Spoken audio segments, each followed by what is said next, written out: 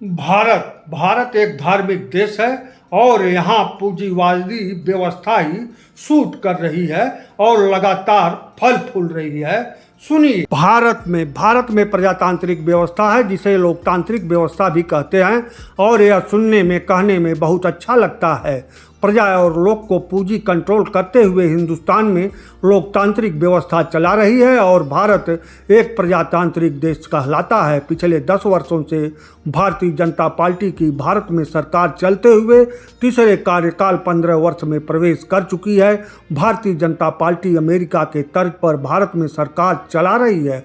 जैसे अमेरिका में सरकार कोई कार्य स्वयं नहीं करती, सारे काम प्राइवेट सेक्टर में है और सरकार बस टैक्स वसूलती है, वहीं सब अब भारत में सफलता से भारतीय जनता पार्टी ने लागू किया है और भारत अमेरिकन पद्धति भाजपा के सहयोग से लगभग अपना चुका है, अपनाने की ओर अग्रसर है। भारतीय जनता पार्टी के विषय में शुरुआत से ही यह प्रचलित था कि यह बनिए अर्थात व्यापारी वर्ग की पार्टी है और इसे पिछले 10 वर्षों में भाजपा सरकार ने बखूबी साबित किया है। अमेरिका में गरीबी है या नहीं है या दिखाई नहीं जाती, सिर्फ अमीरी का प्रचार होता है और अमेरिका सही मायने में ज्ञान विज्ञान की दृष्टि से अमीर हो चुका है।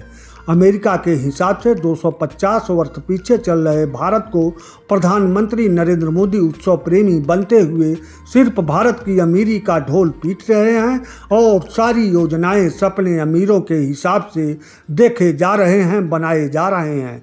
भाजपा सरकार हर आम जनता आदमी से अधिकतम टैक्स वसूलते हुए वोट की राजनीति भी बखूबी कर रही है। किसान सम्मान निधि, आयुष्मान कार्ड, मुफ्त राशन और मुफ्त की तमाम लाभ जनता को देकर 5 गुना टैक्स वसूल रही है। भारतीय कहावत मियाँ की जूती मियाँ की सिर के तर्ज पर सरकार अच्छी तरह से चल रही है।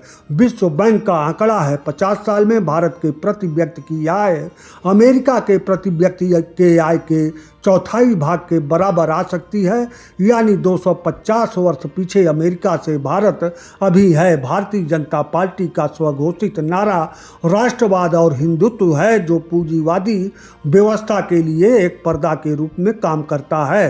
हिंदुस्तान में कम्युनिस्ट विचारधारा के लिए कोई जगह नहीं है, क्योंकि यहाँ कट्टर मुसलमान, कट्टर हिंदू, कट्टर ईसाई, जैन, बौद्ध रहते हैं। पूरी तरह हिंदुस्तान विभिन्न धर्मों का एक धार्मिक देश है, इसीलिए धर्मनिरपेक्षता भारत की पहचान है। भारत में पूंजीवादी व्यवस्था बहुत गहरी पैठ बना चुकी है और पूंजी बगैर शोषण के जमा नहीं होती और तर्क से पूंजी को बिना शोषण के भी जमा बताया जा सकता है। पूंजी से मुक्त वितरण, धार्मिक क्रियाकलाप करते हुए शोषण पर पर्दा किया जा सकता है।